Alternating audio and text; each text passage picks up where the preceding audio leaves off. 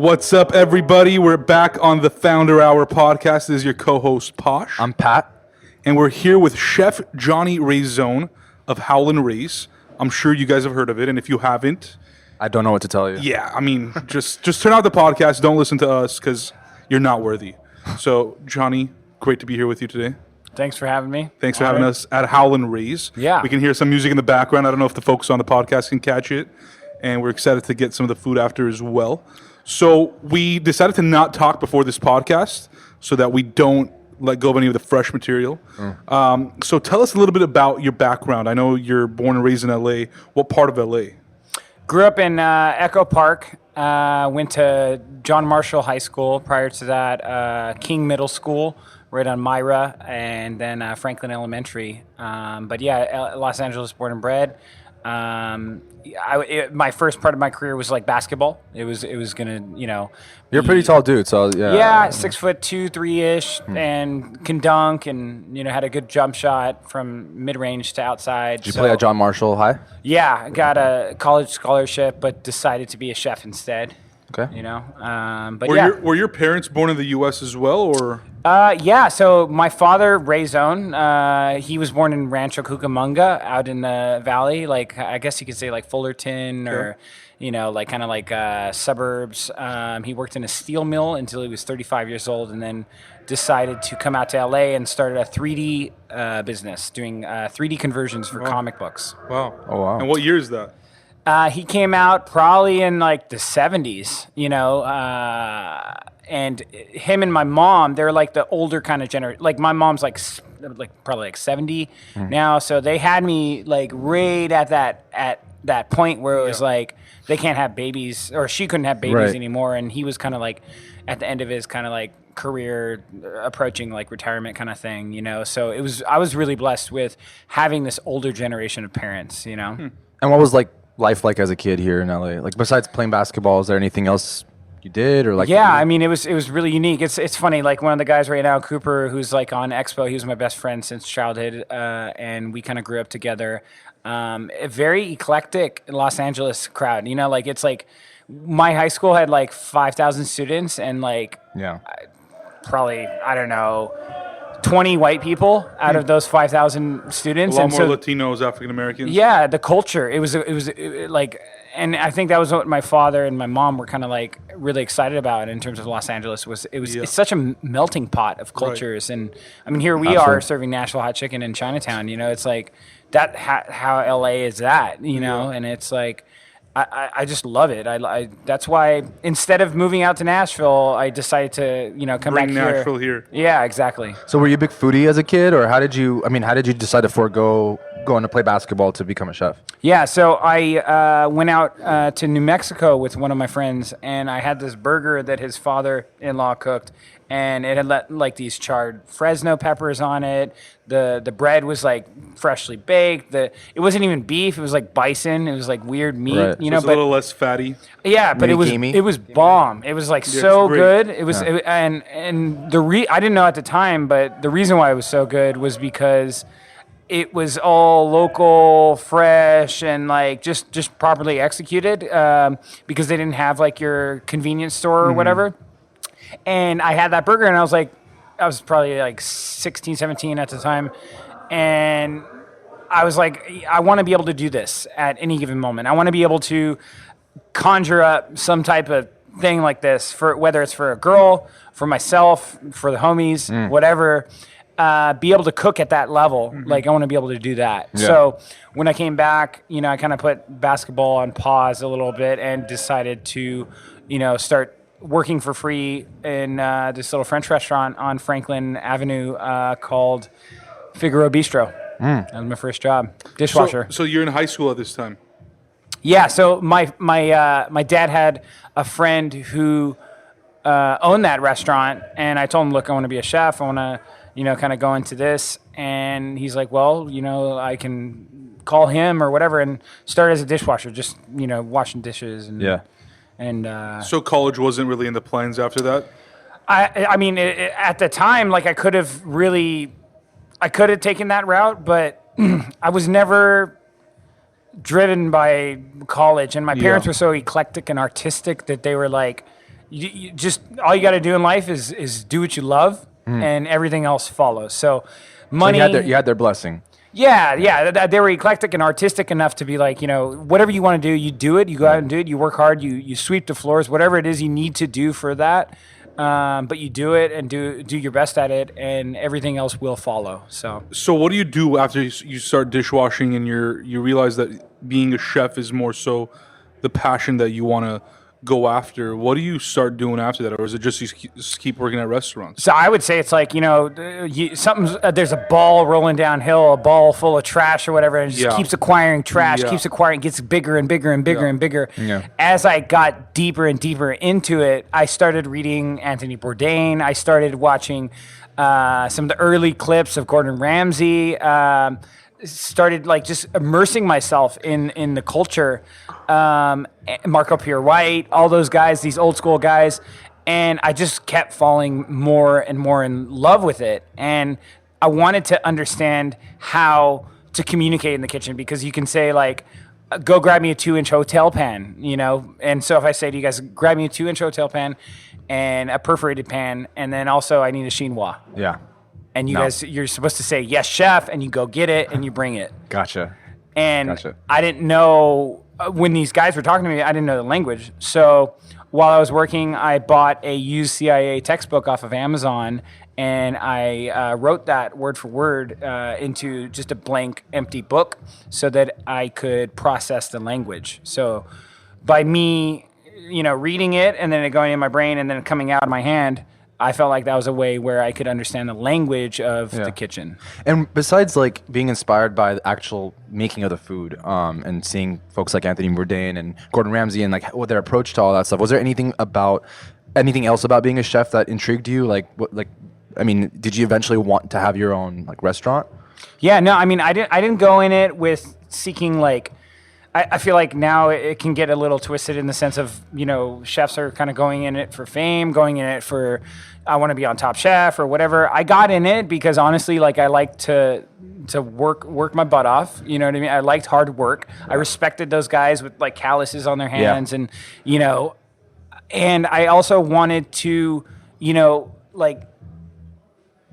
explore the lure that I was reading about with Anthony Bourdain and all that stuff. It's like a pirate ship. It's like, the camaraderie, this team, where the guy washing the deck, the guy washing the dishes, the guy bringing the plates back, all that stuff. There were so many moving parts to it that I was just fascinated by that. And, that's kind of, those are some of the things that really inspired me and got me, going. I'm curious, as a restaurateur now, and we could jump into it more down the line, but were you ever a leader when back you were in high school and a little after that? Did you display what you now, I guess, know as a leadership qualities? There were small characteristics of it, but I wouldn't say that I was a leader. I was well accepted within a lot of different cultures and communities, with a lot of different people. Being in LA, you have all these different groups of people. And so I was accepted in that sense, but I don't think I was really leading, at that point. I think what got me to the point of leader was the amount of grind that I put in, the amount of hours in the kitchen, taking stuff from people, getting yelled at, working 16-hour days, and it's more like leadership by example. Yeah, lead by example. Yeah, for sure. That's what I do here, and that's why I feel like I have such I feel so blessed to have the crew and the staff that I have now, and then also the perspectives that the staff and the crew has on me, because they see me expediting the orders, they see me working the line, they see me coming in, covered in drywall or whatever, and it's that's what's up, Right, you're not just the money guy that funded this restaurant, and you're just here, you go run with it. You're literally the man behind the scenes, or perhaps sometimes even in front of the scenes on stage working. Yeah, and I think that it becomes transparent with employees and staff, and that's what kind of almost shifts you into that leadership role. Because how can you lead somebody if you don't know how to do it yourself better and faster than them? So it's I have a joke with some of my guys, I bet I can tie a trash bag faster than you. Whip it out, boom, tie it. And it's I joke with them, what? How come, I'm faster at tying the trash than you are, and you have all these opportunities to get fast at it, So it's kind of like that. And it's just I feel super blessed with it, but it's more of a kind of trial by fire, earning it with your grit, earning it with the work that you put in, with the dedication you put in, and continually doing it on the day to day in terms of consistency. So how long were you at that first? Was it it was a French bistro? Yeah. How long were you there, and then how many jobs did you have after that? Like how So many? I probably years worked there about 1.5 years, 2 years, and after that, I got a gig as a private chef guy because I was a little bit at the time. I'm like 19, 20, right? So I want to like make some coin. I want to make money. So I had an opportunity, and at the time, we're talking like $8 an hour is how much you get paid. No overtime because you work the overtime, but you don't get paid as overtime because restaurants are beasts or whatever. And so I took a private chef job, and basically what I was doing was just reinterpreting the dishes that I learned there.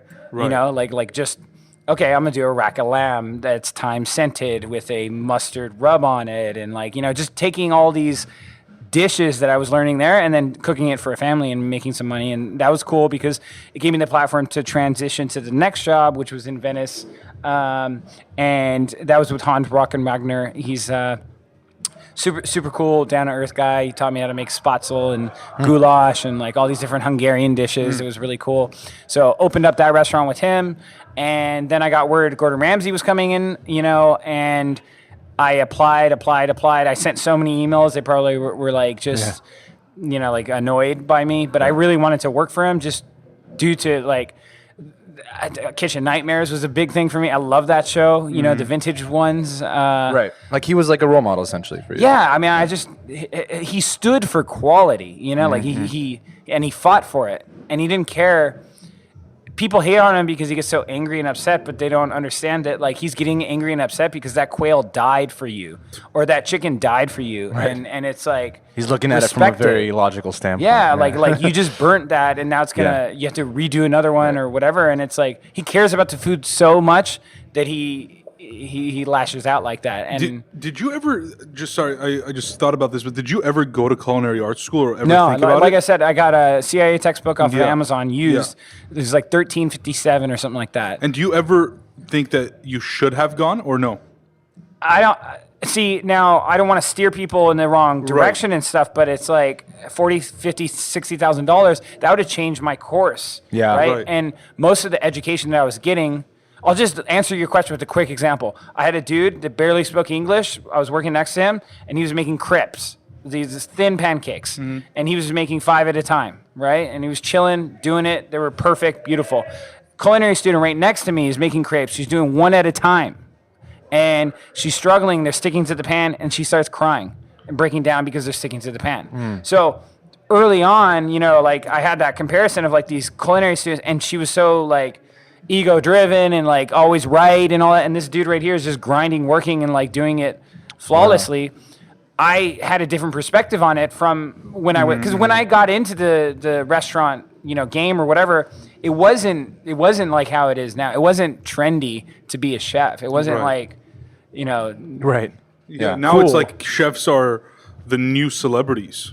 Yeah, and it's cool, and you embrace it, and that's awesome.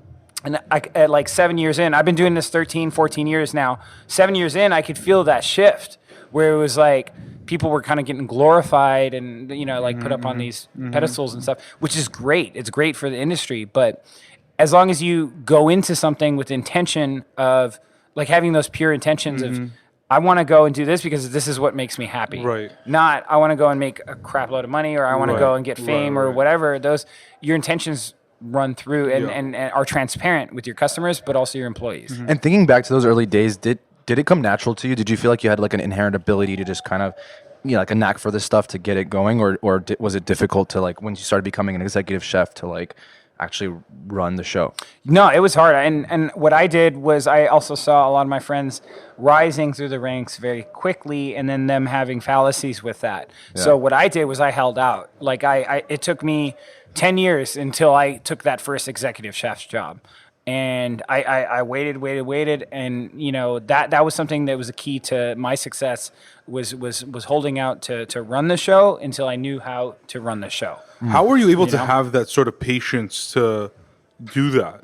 Because I feel like a lot of days, even myself, I'm just like, I know I can get to that point and I could be there now, but I'm impatient. So how do you, do you trick yourself to have that mindset? Or do you just say to yourself that I know I'm going to get there, it's just a matter of time? I think there's a lot of different factors on that. There's faith in yourself, confidence, and also ego, setting the ego aside and being like, I can set up 3 of these mics and all the sound levels and, set up the whole thing very quickly and respecting that art of the craft. Yeah. Respecting the why do you choose this microphone? Why do you have this setup? Why do you have these cables? Like understanding that side of the craft as opposed to jumping to the end goal of like, I want to be a famous podcaster or a famous, interviewer or something like that. What is it about interviewing that you like and why? And then how do you ask better questions?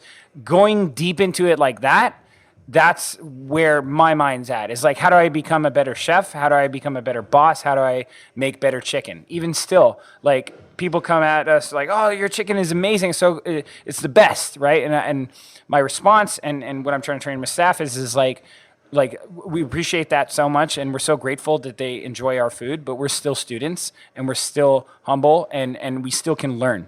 Just because, someone says you're the top or whatever, the day you think you're the ish, you're the best, that's the day you start going down. You know what I mean? Downhill. So for me, to answer your question is you stay a student, you stay humble and you grind and you learn about all the aspects to the business of whatever it is you're pursuing, whatever craft it is you're pursuing, so that when the time does come, you know how to like crank it out. Right. Mamba mentality.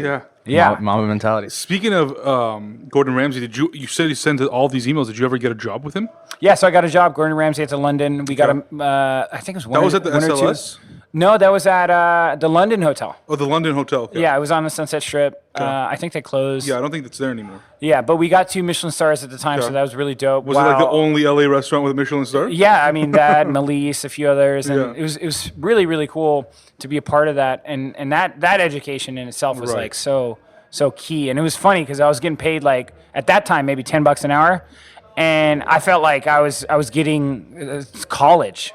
Yeah. And getting paid to go to college, Right. And so what was really cool about that was the education, and then translating that into working for Thomas Keller and utilizing all the stuff from Gordon Ramsay that I learned. And that's up north? We opened up Beverly Hills, so I was part of the opening team of Bouchon in Beverly Hills. And so were you working with chef, what's his name, Tim at OTM? Hollingsworth? Tim Holling he was at French Laundry. Yeah, he was running French Laundry. Right. And I was just part of the opening team with Bouchon. And kind of in between all that, simultaneously too, I was butchering fish for Nobu Matsuhisa about like 6-7 hours in the morning. And then I would go do my PM shifts for these guys. And so that was like 16 to 18 hour days. Wow. And that was a good lesson on like take care of yourself. Like my body went through it. I was doing like 2-3 monsters a day, and I kind of went insane. I was just like, I literally would go to work and then go home, like eat a yogurt and then go to the next job. I'm curious though, what was like pushing you like every single day? Like I know you had this kind of vision of where you wanted to be, but did you ever for a second think like, what if this doesn't work out? Like, what am I going to do? Like, oh yeah, 100%. I mean, even still, like, what is it that pushes me? It's still here. It's maybe even more powerful now than it was then, because now I have 30 people that are depending on me for their livelihood, and then I have 1,000 people out there that I'm trying to serve. You know what I mean? In one day, so the fire just keeps burning. Like throwing it back to that wheel going downhill. It just keeps adding on more and more and more.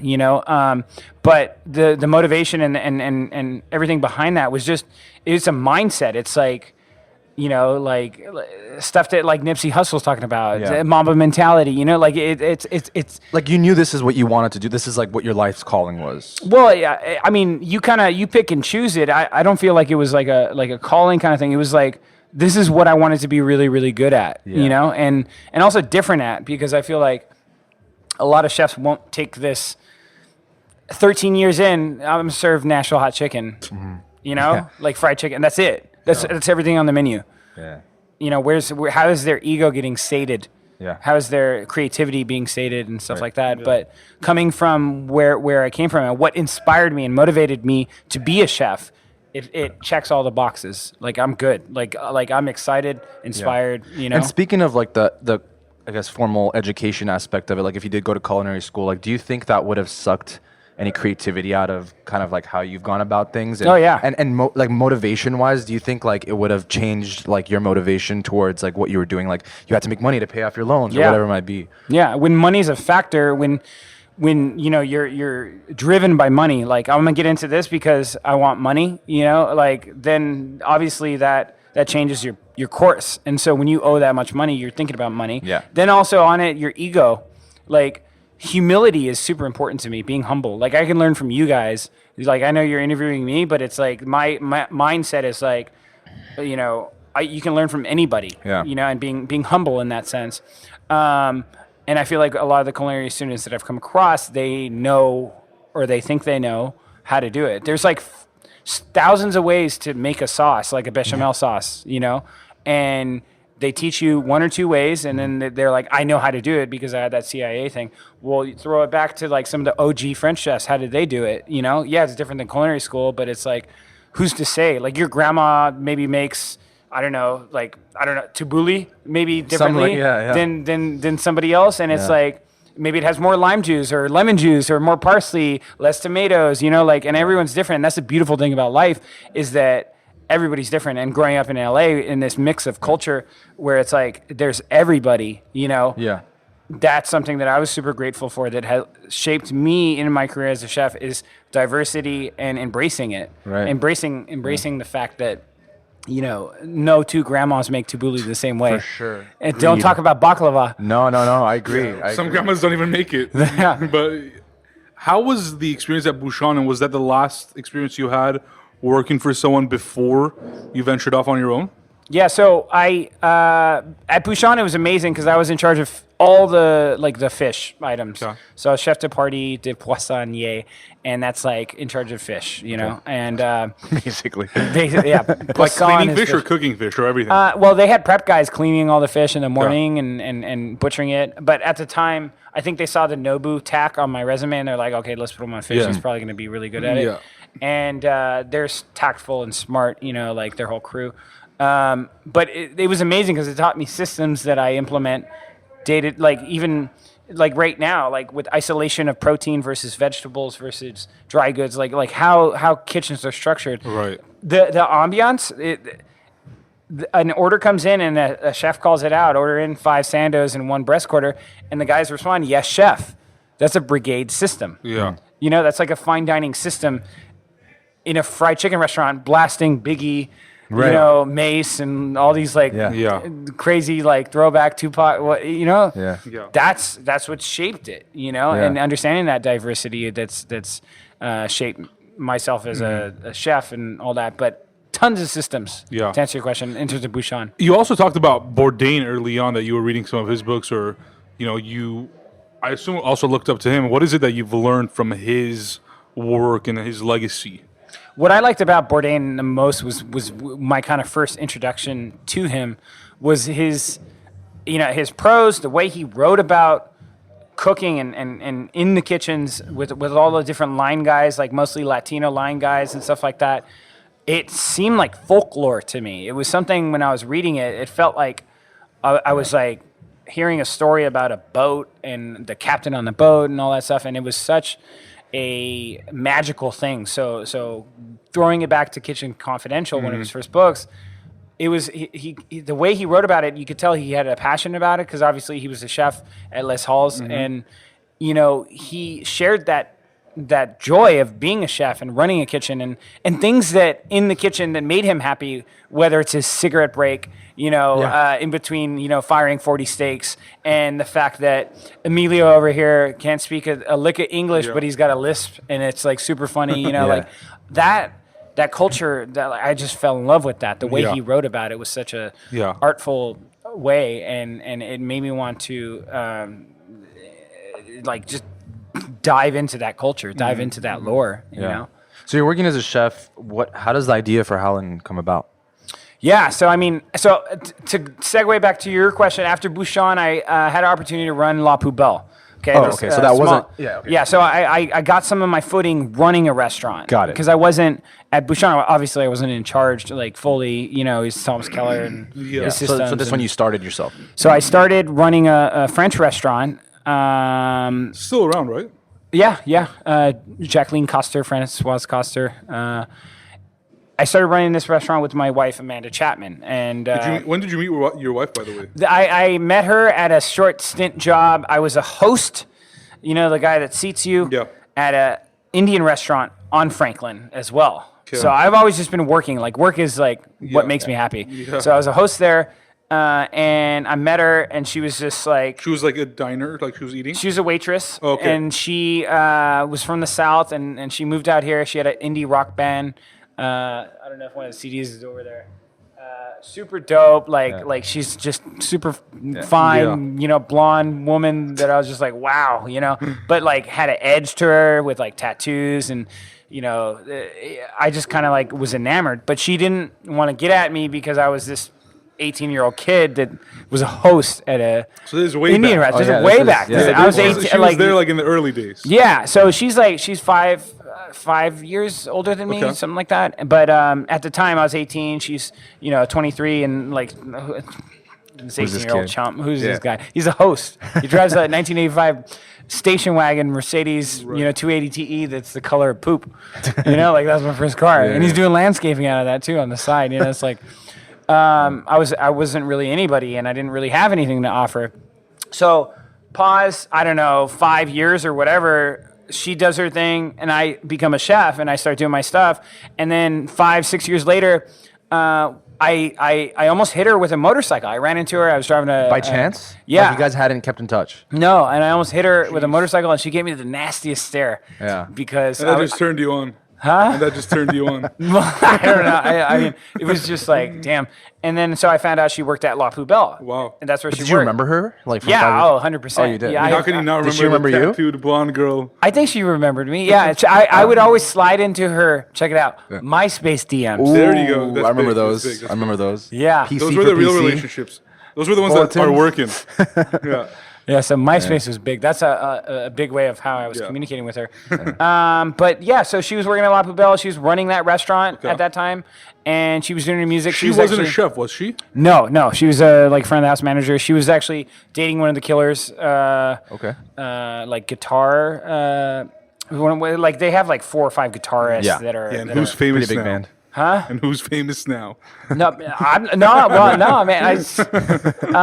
It's just So I was grateful that she was willing to take a chance on me because at the time I was just a chef at Bouchon, and then I started running La Poubelle with her, and it turns out we had a knack. We had this chemistry of running this restaurant that just really. We took this restaurant and extrapolated like 400% sales increase. Wow. In a matter of like 3 years. And we're like, wow, we could do this for ourselves.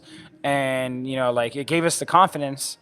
Trust me, it was hard work, but it gave us the confidence knowing like, hey, it's possible. You can accomplish whatever you want. And then the tipping point was when my father passed away, I found him. I was running service at La Poubelle. One of his friends came by and was like, hey, he missed a 3D club meeting. He never misses these geeky 3D club meetings where it's like, everyone's just talking about anaglyph and, like crazy, and he missed it. And so then I go back to his apartment and it was weird. It felt like it was morning, but it was actually nighttime because the newspaper was still there. The lights were on. Yeah. Like it was really awkward. Like you could smell coffee, but it was like 9 o'clock at night. And I had a key, opened it up, and then I found him just out of the shower on the floor, just stone cold. Wow. And that experience was something that made me realize like life is very fragile and it's very short, and you need to go out and do whatever it is you want to do and do it and not be afraid of it. Don't let money be a hindrance. Don't let ethnicity, don't let anything that you feel may be a hindrance to you. Just go and do it. You're gonna die soon. You know what I mean? Life is very short. And it was a very shocking moment for me, but after running La Poubelle for 3 years and then that happening, I realized like, okay, like let's go. Like let's do it. Let's create our own thing here and do it. It's going to be hard. And trust me, like, even from that point, like, that was very difficult. But then 6 months later, a year later, there's even lately, it's constantly a struggle, but I love it because it's like challenging and, you know. I mean, that's inevitable, right? Like, you're going to struggle. There's always going to be challenges with whatever, like, you do that's actually meaningful, right? And like, progressing you forward. But it's kind of the attitude you bring to it, right? Yeah. And knowing that's what it's going to be, so. Yeah. So why hot chicken? So I was out in Nashville doing a stage. What a stage is You're doing a what? Sorry. stage. So stagiaire is How do you spell kind of where Stagier. It's a French word, and basically what you do is you just go in and you work your butt off for free. So it's like an apprenticeship. Yeah, but this was 10 years after being a chef. Okay. So I got 10 years experience, like executive chef level, and I go into this restaurant. And I show up at 6 a.m. and then I leave at, I don't know, 1 a.m. But why? Why are you doing this? Because I wanted to learn about Southern antebellum cooking. Just randomly? Or is it because you were dating your now wife? Well, it was because at that point when my father passed, I was like, you know what? I want to learn about antebellum Southern food. So Hoppin' John, you know, like leather breeches, like these crazy Southern dishes that nobody knows about and the history behind it. And also like go and cook in the South. I fell in love with Nashville when I went out there. And so what I did was I booked a trip to stage at a restaurant called Husk with the chef Sean Brock. And I was there, I was cooking, I was doing like 16, 17-hour days. And then one of his chefs took me or recommended a hot chicken spot. And then I had hot chicken. So I was originally out there to learn this and maybe potentially work at that restaurant and cook in the South. But then I tasted hot chicken, you know, and I was like, holy, like, this is amazing. You can cuss.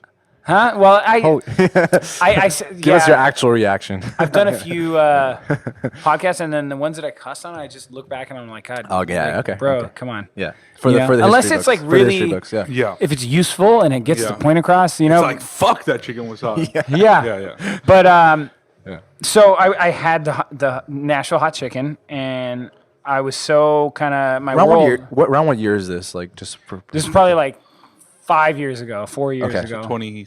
2014-ish. Yeah.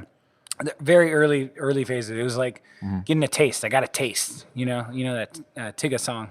Tyga.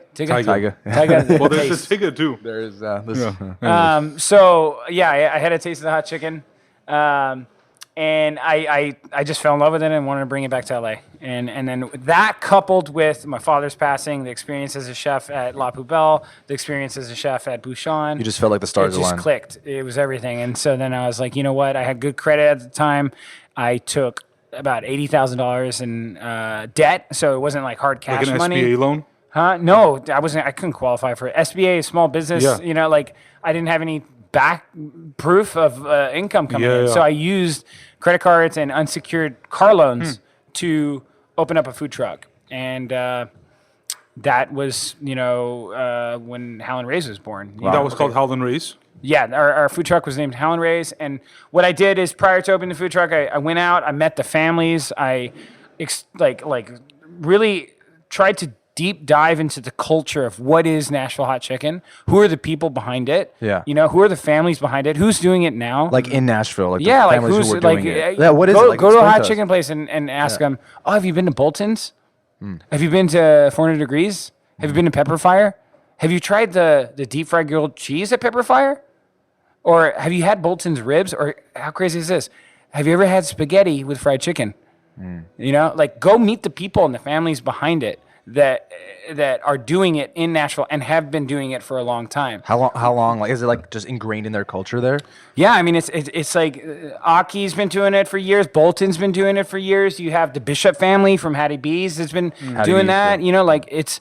But meet the people. Like experience the culture. If you're going to represent something, do it in a manner in which you're paying homage and respect to the people that came before you. And so that's what I was doing. This was even before Howlin Ray's existed. I wanted to say, yeah, I met Aki. Yeah, I had, different meat and three places that were just like insane. You know what I mean? Arnold's meat and three. Yeah. Their chest pie will give you like a heart attack. You know, like I felt like they were putting like 20 chocolate Jell-O packets into one pie. You know, like it's like that rich. You know, go experience Batter's Box. Go have, biscuits and gravy at 2 a.m. right across from Batter's Box at Hermitage Cafe. Go see the Hermitage Hotel. Go see the culture of Nashville and experience that. And was it called Nashville Hot Chicken? Like, was that a thing? Yeah, it was Nashville Hot Chicken. Princess was the first to kind of like do it, you know, in the 20s supposedly, and it was based on revenge. A woman who was trying to get back at a gentleman that smelled like another woman, basically, and he was coming home, and you know, it's insane. But also, she just spiced the shit out of that chicken. Yeah, she made it extreme. But then he ended up liking it, and then he shared it with his friends. Oh, this is actually really good. Like it's supposed to kill me right now, but it's fine. Yeah, and then Princess But what about it? Gave you that kind of like confidence that like I'm gonna go $80,000 in debt and I'm gonna start this thing out of this one item, hot chicken. I felt like, you know, it embodied what I was as a chef and what, you know, spoke to me about being a chef, which is hard work, which is dedication, history, you know, culture. It spoke to me in a way because of my upbringing, because of where I grew up and all that stuff, where it just clicked. But also, I never had fried chicken that good in these huge pieces. And it's a shame that, like, LA does, like, tenders and, you know, like a lot of that stuff. Because nuggets. Well, you go out to Nashville, and no one's ordering tenders, no one's ordering sanders. They're all ordering breast quarter or leg quarter. And it's funny because how you really test a true Nashville hot chicken spot is how their quarter pieces are cooked. And so it's sad that there's a lot of like hot chicken nowadays, and they don't even have quarter pieces, which is how the dish originated. Right. Yeah. So, but you know, like it's cool. It's LA. People like tenders. They like sanders. Right. Well, you know, they're going to just take whatever is there and just add a twist to it because it's LA, right? Yeah, like, we have to do something different. But to me, culture and history and all that, like when people ask me what's your favorite thing, I get down with the breast quarter and collard greens all day. I'm good, and I'll do it hot or extra hot. And use the bread, and like that's a perfect meal to me, you know. And the way those quarters are cooked is such a beautiful thing, and it takes years of like perfecting, but also meeting the people and understanding, you know, like how are they doing it, they're not wanting to share at all, you know. So like trying to pick their brains, and you know, it just spoke to me. So why Nashville hot chicken? And because it was something that I felt like I could represent in Los Angeles and also kind of elevate at the same time to a certain degree, you know, to this modern kind of. And did you do any like, you know, just like testing before you like actually launch, like ask friends to like try it out, or like would you guys eat this? Like, so our recipe is the 256th rendition. So because I work for Thomas Keller and Gordon Ramsay, you know, recipes are scaled out by grams, and grams being like you put it on a scale and that's 10 grams of this, 10 grams of that, etc. I was able to tweak it by the gram and then scale it, you know, but I would be like, oh, okay, it's a little too much cayenne, or it's a little bit too much this, that, and just tone it down. And then you would taste a new flavor profile, and you'd be like, you know what, it doesn't have that, you know, that spunk or mustiness, you know, so what do we take away? What are we going to add? And so, yeah, there was a lot of tweaking in my apartment in and why a truck? Like, why not just start with a? That's all I could afford. Okay. So I couldn't open a restaurant because. So it was just you and Amanda? I had one employee from Inglewood. Yeah. And where would you guys go with this truck? Huh? We went to like your typical spots. We go to Abbott Kinney. We go downtown Farmers Market. We go to like kind of, you know, food trucky spots. Yeah. We wouldn't make any money. Like it wasn't. No one. When we started serving Nashville hot chicken, nobody knew what it was. No, yeah, like sure. No one. Yeah, we had no fucking clue. Now it's like I gotta change. Yeah. Well, I gotta change my algorithm on Instagram because every other hot chicken spot is like popping up on my feed, and like new ones every day. And I'm getting so like I want to see other stuff. I don't think you can change your algorithm. Well, yeah, but you it's just gotta unfollow Howlin Ray and just everything. It's just everything. Start a separate account. It's insane, but it's cool though. I mean, you know, to be able to be a part of that and inspire. I just hope it doesn't get like watered down like poke or something like I was literally that's just not gonna say, like, that's not what hot chicken is. It's to like me. one of those. I was gonna say that hopefully it's not one of those trends like People the are poke literally or calling the it hot chicken, but it's artisan not hot coffee. chicken. Yeah, well, I mean, for us at least, to speak for ourselves, we've been Yeah. open 3 years, and Yeah. like Right. we're extremely grateful that we serve more customers each day than we have like the week Yeah. prior. So like now we're serving like 1,200 people a day. When we first opened, we were serving like 300. So for Which is us, still pretty I impressive. Yeah. oh yeah, no, I feel like for Howlin Ray's and what we're doing, it's Nashville Hot Chicken, but there's something a little bit more special to the hospitality and the crew and the culture and all that stuff that I feel like people are like, a little bit more drawn to, and yes, it's Nashville Hot Chicken. That's our platform, but how we're doing it is something that we see a lot of like other maybe restaurants emulating or trying to kind of emulate and stuff. But for me, it's not so much if it's like poke or whatever, it's more about like the culture of what we're doing here, is much more prevalent than just the fact that it's Nashville Right. Hot Chicken. It's not. You can't replicate culture and the community that you built. You can change your product tomorrow and you'll still be fine, in my opinion. But I do want to set the record straight. What is Nashville Hot Chicken? Like for those restaurants that are trying to get into it and that's not what they're serving. Like what is it really? So Nashville Hot Chicken is like it was really born as a quarter piece of chicken, quarter being 1/4, and that was fried and then hit with Nashville Hot Chicken, like seasoning. I'm not going to walk through the whole process. Yeah. And then you have this chicken that's Nashville Hot Chicken, and it's served on top of bread, Okay. like white bread, and then it's pickles on top, and that's it. That is it. That's it. And you would get it in a brown paper bag that's covered in grease. No sando. That's this. We're talking Nashville Hot Chicken. Right. Not what it can be inside. So if you go to Prince's, Yeah. like they don't have a sandwich. There's Right. It's wings, just a chicken. breast quarters. Like they'll have tenders, but that's how it's served. That's what if you Wikipedia Nashville Hot Chicken, it'll have more. Oh, it has a Wikipedia. Okay. Yeah, it'll have more info, and then it's cool because like other chefs, like Bolton's, they'll do their own take. They'll do hot fish. They'll do chicken on a stick and nice. things like that. How'd you come up with the name Howlin Ray's? So Howlin Wolf was playing the first time I had a hot chicken, and one of the third Wait, times. is that Duran Duran? Howlin Wolf, he's No. a blues musician. Oh, never mind. I'm thinking of another song. No, you're good. Yeah, Howlin Wolf is a blues guy that was just his voice was so distinct, and he was playing one of the first times I had it, and then Ray Zone was my father's name, so I just took half of Howlin Wolf and half of Ray Zone and Howlin Ray's, and that was it. Very cool. So you open up the truck. Like, how does it go from there? Like, how quickly does That was it was very hard. And I remember the truck. I remember the truck days. yeah. Were you guys at First Fridays? Like, where were you guys? Like, you guys We did that. Yeah, that was all right. And that was like right around the time these trucks were like all kind of popping out, right? Yeah. I mean, it was a grind, Like I had one fryer. This truck was all I could afford was I took over a taco truck, so like it was a taco, whited out taco truck, and then I blacked it out and put Howlin Ray's on it, and I had one fryer. And shout out to Jack Avizidian at La Raza. Huh? Avdisian. We're actually Armenian, so we know how to pronounce it. Avidizian. Yeah. Yeah, Jack Avidizian over at La Raza Foods. He helped secure this truck, all that stuff, and we still stay in contact. And good dude that really helped us kind of transition from just a truck, just to a truck. Right. Like normally they lease year leases. We got a 6-month lease, which was super dope. Yeah, a really cool guy. So the truck was hard, man. One fryer, Hard because of how many people, like how much demand you guys had. Like no, the demand wasn't there. Like it wasn't. Oh, this is like super like. We're serving like 30 people a day. 40 people if we're. And how long did that last? 30 people a day. It grew. I mean, so like it went from 30 to maybe 50, then to 60. And then 60. But did you think in that time that like, oh, this is still a good idea? No, well, I was going to close it because I was actually really depressed because I was underwater, like 80,000, and I barely could cut a check from my employee, one employee, and how am I going to pay for a rent for an apartment? You and Amanda obviously weren't making any money like at that time. No, we weren't.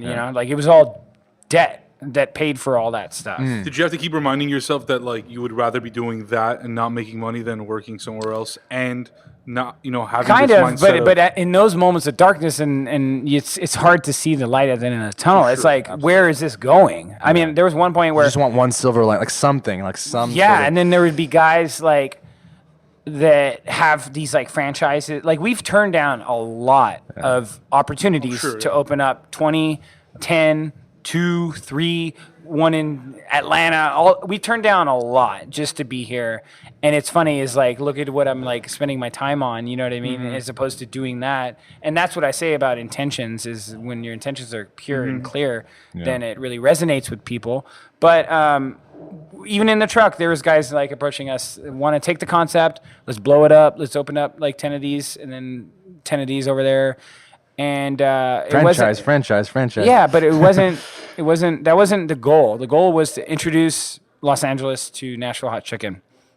Be my own boss, do it my way, not have to be told to do certain things. Who cares if I have a felon? Who cares if I want to pay a guy 20, 30 an hour? You know what I mean? That's on me. My numbers are tight enough where I want to take care of people. I'm not going to cut people's hours, Who cares if I want to give away 40 sandwiches a day, 100 sandwiches a day? That's on me. And so that's how it is. And but those moments of darkness in the truck, those were hard. Those were very, very difficult. How long did that last? We only had it 6 months. Not like thankfully we only signed a 6-month lease. You outgrew it? No, we closed the truck on a deal.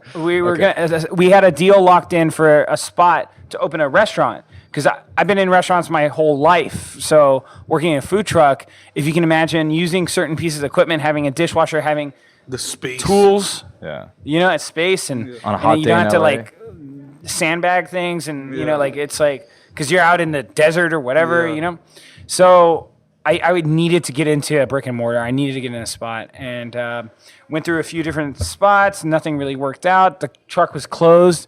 We didn't know what to say to the media. The media was asking us where are they going. We didn't know. But you guys had traction at that point, to the point that the media was asking. Yeah, well, I think what happened was, like I said, by me holding out as a chef for such a long time, it gave me a little bit of clout in terms of like, okay, it's not like your average truck or whatever. It's like this guy he's been in the game for such a long time. So something's going to happen. Yeah, so because I was in when they were writing about Bouchon, I was in when they were writing about Gordon Ramsay, and they were seeing me because I was in when they were writing about La Poubelle. So for those 6-7 years, I established connections and relationships with these individuals who write with food so they kept tabs on like what you're up to. Exactly, because they know I've been around, Right. So, but we didn't have a location or anything like that, and then we went over to some LA Food Fest or something like that, and no, we went to LA Times Food Bowl or something like that, and then I ran into Alvin Kylon. Who did Unit 120 here. He was one of the founders of Egg Slut,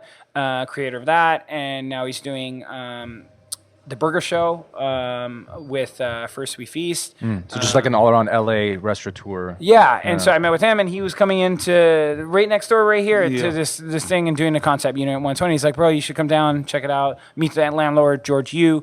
We met him, and he was super accommodating and wanted to have us, and was it was like kind of like an amazing fit. He was going to help us out. We're going to help him out. And what about this location was he so like bullish on? That even got you bullish on it?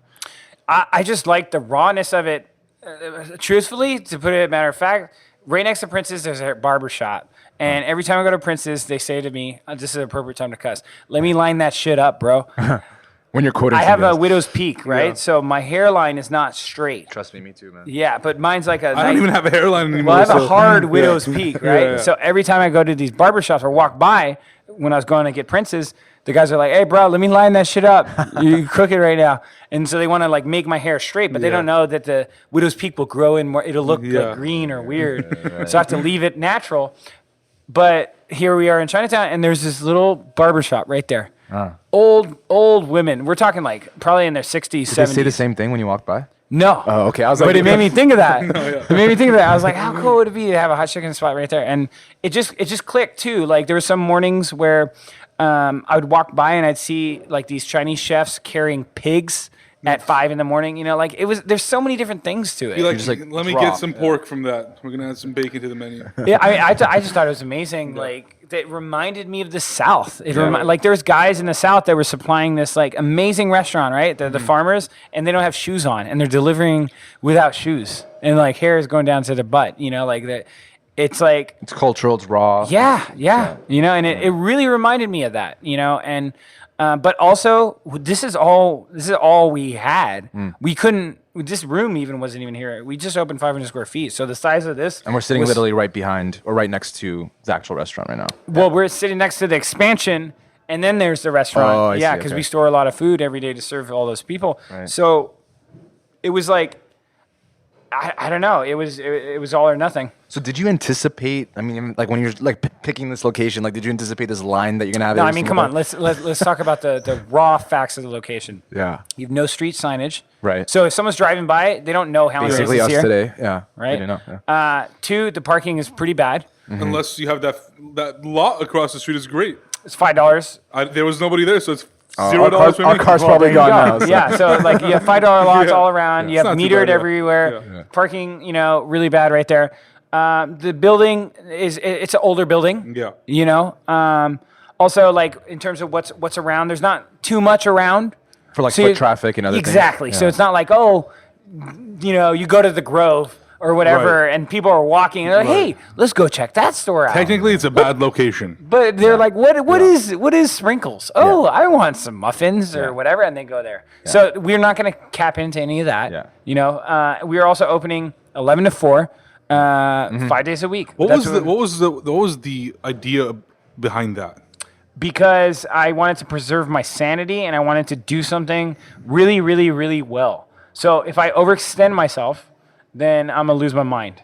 You know. But why not like at night instead of 11 to 4? Like maybe like Well, 7 at night to it was a 12. ghost town here. I mean, at day it was a little bit of a ghost town too, but there was nobody here. Right. You know, and also I wanted to be able to wake up in the morning, prep.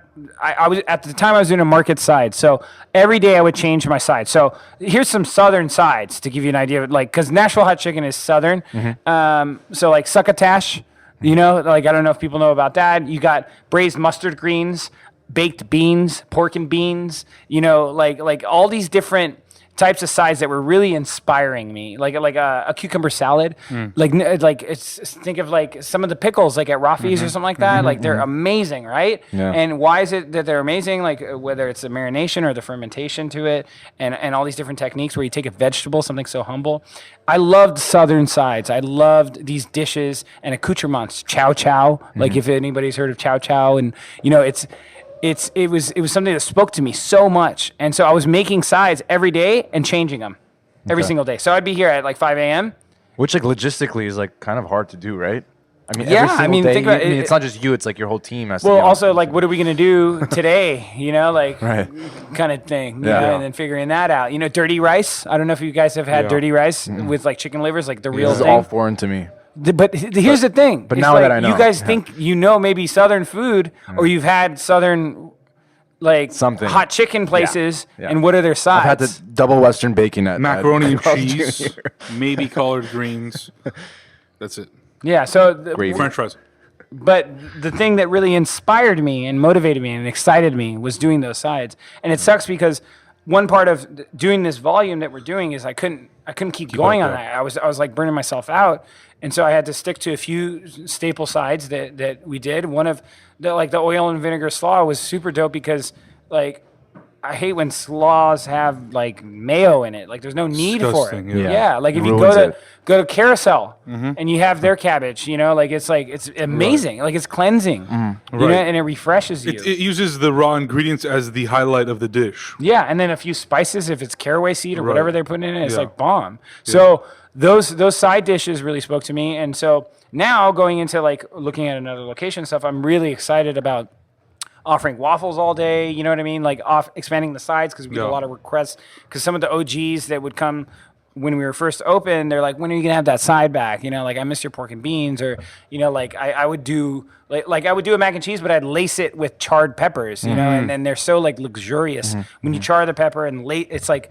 It's just amazing, and Right. really elevating those sides, and then for our chefs, having them experience making those sides on the Yeah. daily, it's really inspiring. So you guys are actively looking for a second location? Because I did. So we I got- remember yeah, we seeing got a a second video. I one. think you said something about like you want to really like keep this one location and like really go all in on it. So I don't know what's been happening. Yeah, here. so when we first opened, we were 5 days a week. Now we're 6 days a week. Now we're open till like 7 or whenever the line's done. If you get in line at 7, we still serve you. So now we've kind of like not exhausted, but like we do pre-orders here. It's a lot of pressure, a lot of PSI on one little location. So it could break very easily. So I feel like opening another location that's not too close but fairly close might alleviate it, and a little bit of a larger setting, so that the product's easier to get for some people. Will the vibe be the same? It's a different. I don't think you'll ever be able to recreate this type of vibe. You know what I mean? And that's something that I feel like movie owners, restaurant owners, all that stuff fail to recognize. Is like, oh, our sequel's going to be dope. No, yeah. But the sequel always sucks because you're resting on your laurels. Right. So how do I create, a similar type vibe or whatever, but that's going to be its own beast, its own animal. Has that even been done before, where it's like a restaurant expands like that? In and out. Really... yeah. But like, that's great. No. But like, so I know we had heard about Culver City, we had heard about Pasadena. Like, dude, is that even like in the works? Yeah, so I'm pretty sure Pasadena is probably like gonna be the next locked one. in. Yeah. And why Pasadena? Well, it's why. Well, I feel like it's really close, right off the 110. Yep. Right. So each restaurant can use each other as like a balance. Yeah. It's not too far from here. No, it's not. I mean, it's 10, 15 minutes tops. Yeah, and it's right off the 110, Yeah. so it's a Right there, dope yeah. location. Yeah. I feel like Pasadena needs good food. They don't have parts of it. Or Some parts are authentic, cool. something more authentic than just kind of like the chain stuff. Yeah, so I feel like there's an opening in the market in that. Same like here, there was like Nashville Hot Chicken in LA. That's an opening in the market. When we first did it, no one was doing it. So Why do you think people were so drawn to it, and it has grown to the crowds that it's grown to? Because when it first came out, when it first came out, Pat and I heard about it. We've heard about it for years. We reached out to you guys maybe when we first started, and it's only gotten bigger every single day. Probably, it's hard for me to come out during. It was hard for me to come out during the day back then because it was open 11 to 4, and I was working at 9 to 5, 9 to 6. But now I'm happy that you guys are expanding, moving closer to us. Why do you think people were so attracted to it, and not only were attracted, continued to come and became evangelists? It has almost this cult following where people are constantly someone talking that comes about like once a week at least. yeah, I think consistency, customer service, like the simple things, hooking people up, not being stingy, being respectful towards people. I think respecting your regulars, treating them like family, treating everybody like family, not just regulars or VIP or whatever. I think that there's something warranted for that a lot of restaurants don't get right, because maybe they're just jumping on a bandwagon or trying to do something, like that they feel like is cool or whatever. But at the end of the day, like, I'm a chef and I've been a chef for 14 years, and what I love about being a chef is respecting those customers, respecting my staff, and training them and developing them, and being hospitable. It's a hospitality industry. Right. So to answer that question, it's very simple. It's not about the amount of hype or whatever. It's more because if you really, really think about it, probably like 60-70% of those people in line are repeat guests. Yeah, I was telling Pat that for sure. Like, most of these people have been here before. Yeah, exactly. And there's people that I see every time on Wednesday, every time on Thursday, or whatever. And it's like, how do you do that? You be a restaurant. You be a chef. You be hospitable to people. Right. You welcome them. You don't judge. You don't. Like that. Running a restaurant. Run it properly. I'm curious. Speaking of In-N-Out, is this model here, Howlin Ray's, is it scalable to that level? Number one, and number two, is that even something that you would want to consider to become an In-N-Out? Yeah. Number one, is it scalable? I don't think so, because that's burgers and fries. It takes maybe 2-3 minutes to cook a burger and fry, and our quarters and like the way our preparation and stuff like that is a lot more prep heavy, and so it isn't something where you could just plug and play and get a commissary and then just ship stuff. If anything, it'll kill the quality if you tried, right? Yeah, and also the product that we use is pretty expensive, and it's like a non-traditional business in the sense of our profit margins aren't maybe as high as a burger and fry, or as a tender only, or as a commodity chicken, user or whatever. We're using like really high quality product. because it's not about the bottom line for me. Like going back to intentions, like why I did this and why I'm doing this.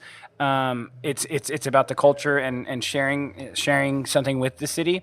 So the scalability thing, no, is the answer on that, because it wouldn't, make sense to spend that much money for somebody that's opening up that many locations on a product as expensive as we're using. But also, it wouldn't make sense to pay the employees as well as we pay them, because then how are you going to open up the next one and save enough money to open up the next one when it costs 600, 700,000? Right. So the scalability, I'd say no. Could we? Yeah.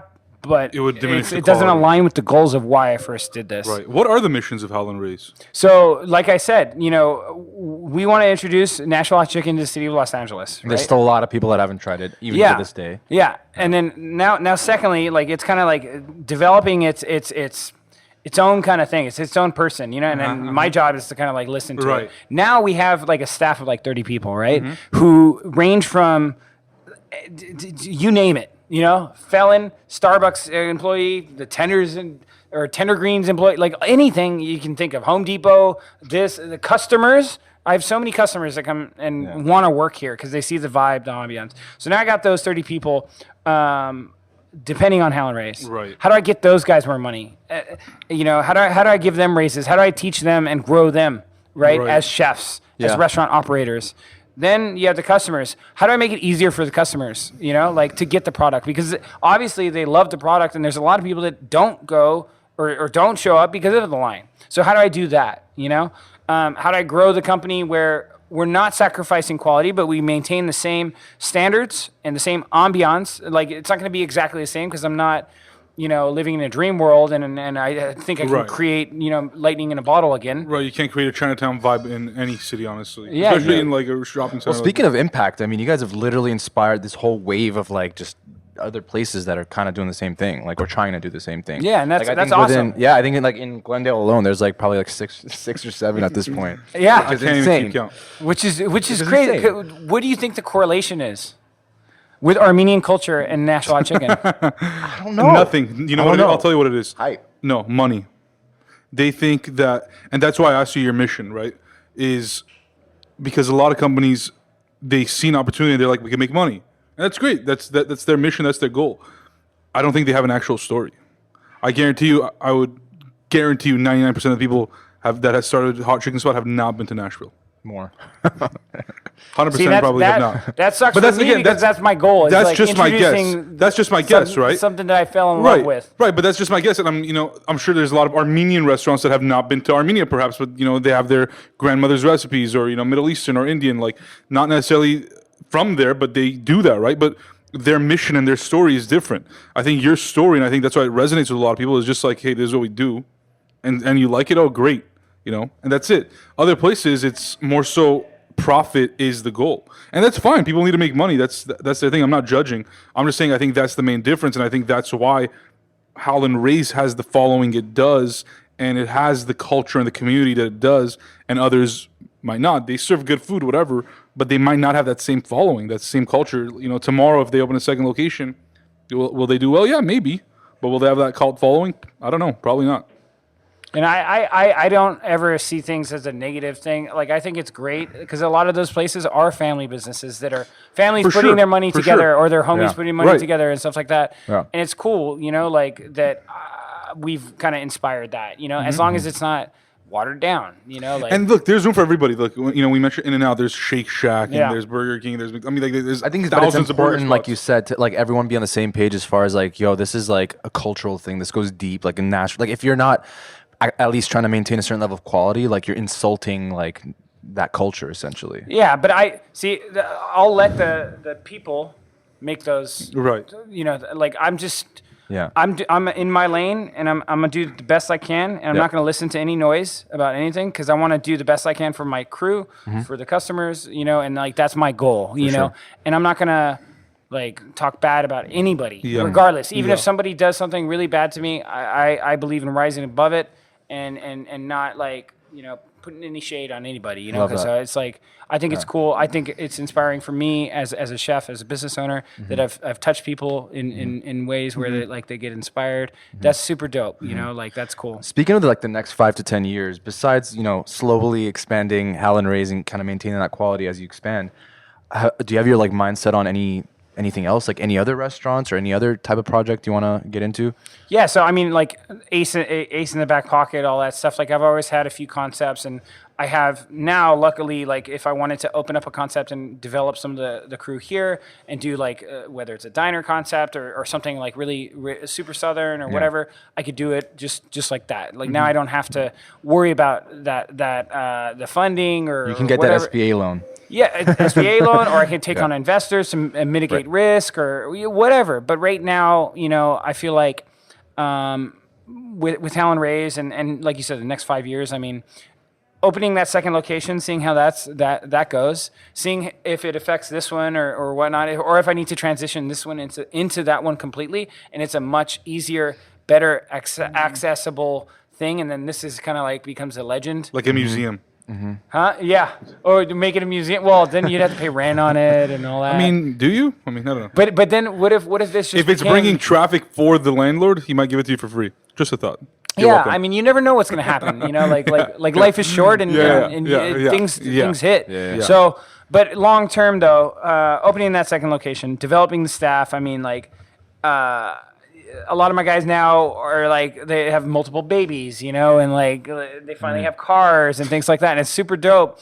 And so giving those guys management roles and training them and cultivating them. Like after this, I have a meeting with Mario, Matt, and Cooper about today's service, because I was here earlier and I was trying to set them up on the goals for today, on what you three are going to accomplish. And then I'm going to recap it with them. And how do I become more of a mentor? In those 5 years is how to be a better mentor. How do you better empower boss. others? Exactly. Like how do I get what I didn't get as a chef, but how do I put them on pedestals and bring them up, and then we have our website with the pre-order system, coming out. So it's super easy to book online there. My wife's doing tons of merchandise. We get a lot of collaboration offers with major clothing brands and things like that. It's really cool. All the different, celebrity guests that we get is such a blessing, Who's the most Was it Chrissy well, I don't Teigen say, or something? No, I don't say. I don't like to say names. you don't like and to stuff name that, drop. but it's really cool, pulling up on the phone, getting a voicemail, and they're like, "Hey," and I think it's super humbling, and it's the guys get excited by it. What's cool is I'll send the staff to go drop the food off so that they get to meet him, and that made their day, and it's just spreading love, it's such a good feeling, So in terms of those 5 years, so we got the merch, you got the pre-order system, you got the 2 locations, potentially maybe we open a Howlin Ray's in Nashville. You know what I mean? I don't know, but those 2 right there, that's a good 3-year kind of thing. Yeah, you got to take me, it slow and kind of just. if I want to do it really right. Yeah. Could we open up 20 of these right now with the snap of fingers, just like that Thanos? Yes. Yeah. But what would that do? Right. We've turned down major deals in Las Vegas hotels that gross $3 billion a year, right? These huge hotels, and we've turned them down. And I actually heard about that too. Yeah, that's crazy, man. I'm curious, as somebody who's into food and restaurants, what are your 3 favorite restaurants in LA right now besides Howlin Ray's? It's favorite restaurants are a hard thing because you go to different restaurants for different things. But okay, so Give me 3 of the spots that you enjoy being a patron at because of the food, the service, the vibe, whatever it may be. So one of them I actually Postmate a lot, La Estrella in Pasadena. I'm really on their caldos, on their broths. They're pretty bomb. They La serve Estrella? La Estrella, yeah. I it's might be butchering stars? it.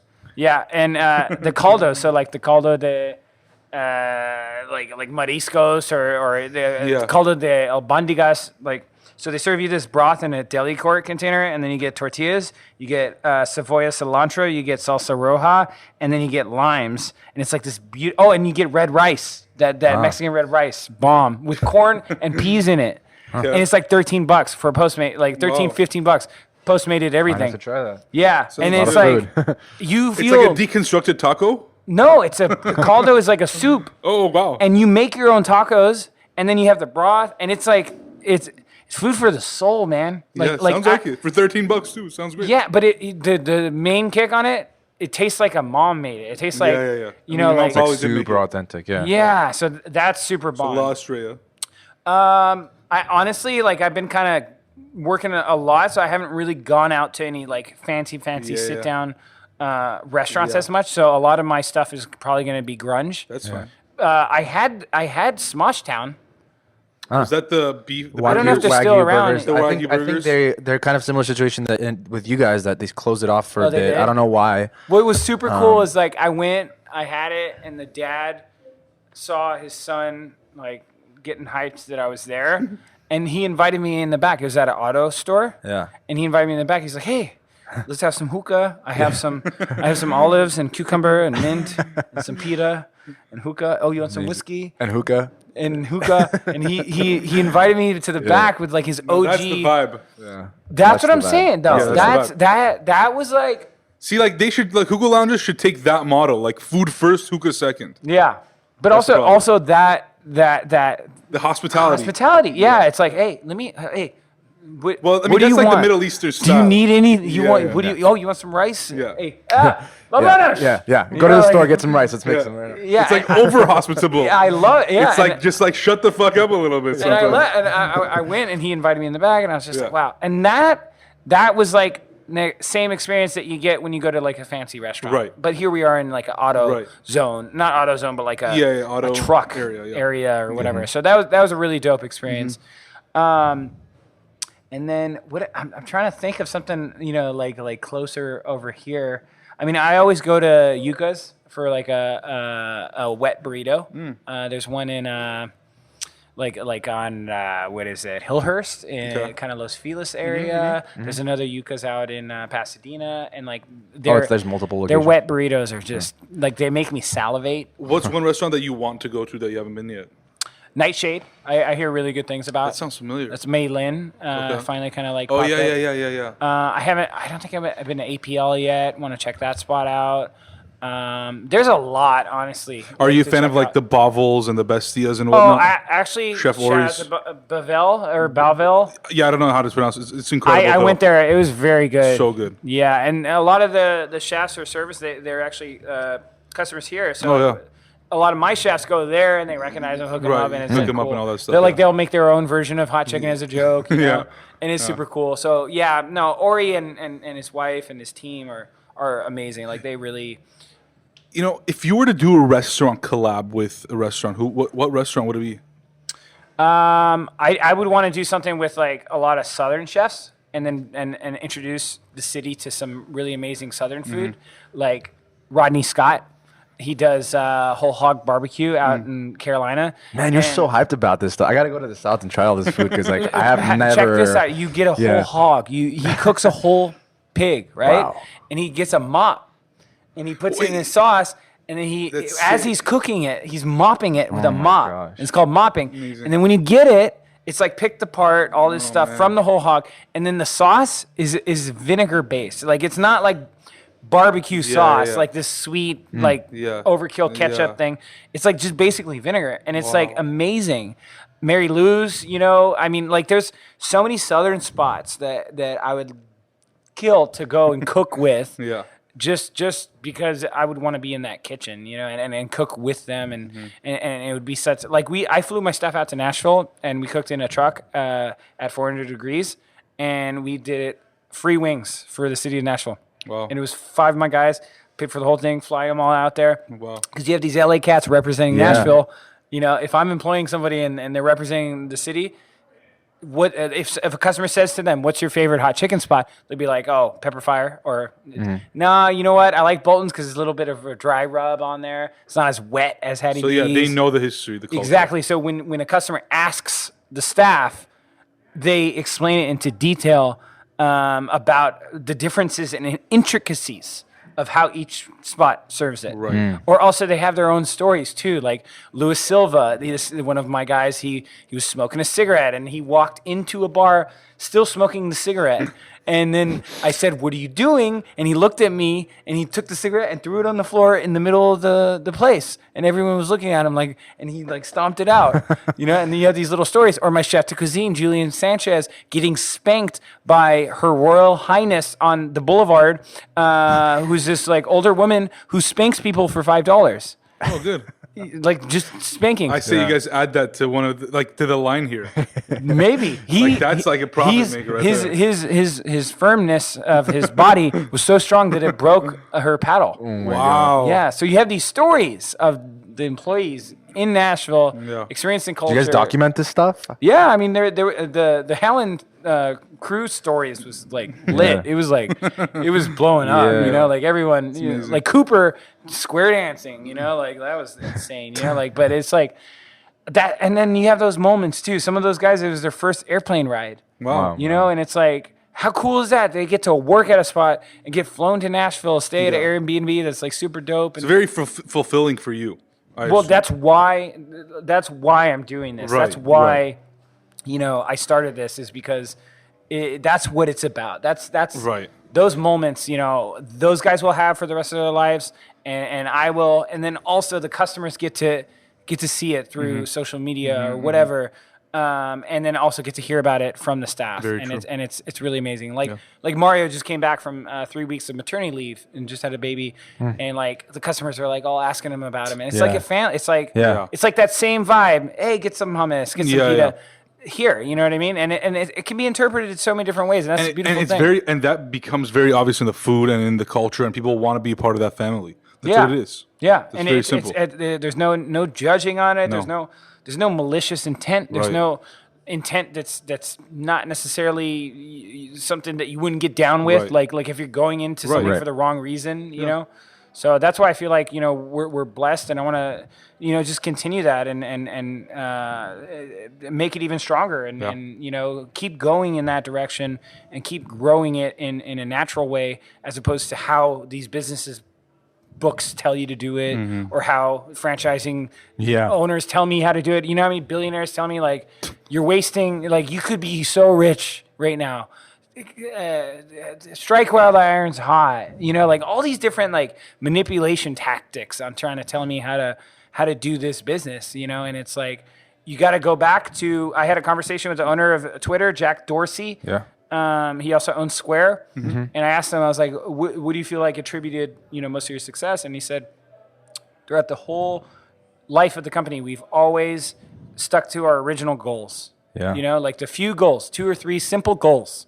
And we've always, you know, followed those goals. If something comes up and we have an opportunity to do something, but it doesn't align with those goals, we're not going to do it. Well, he's like notorious for that. I mean, we'll just start a different company. I don't think a day goes by where someone doesn't ask him to add an edit button to Twitter, and he's not doing it because he wants to stick to those things. I mean, he does need to. And I think that takes a lot of just, I mean, everything, like patience and will, and just like to stick to like what you know and not kind of cut out all the noise, like you said.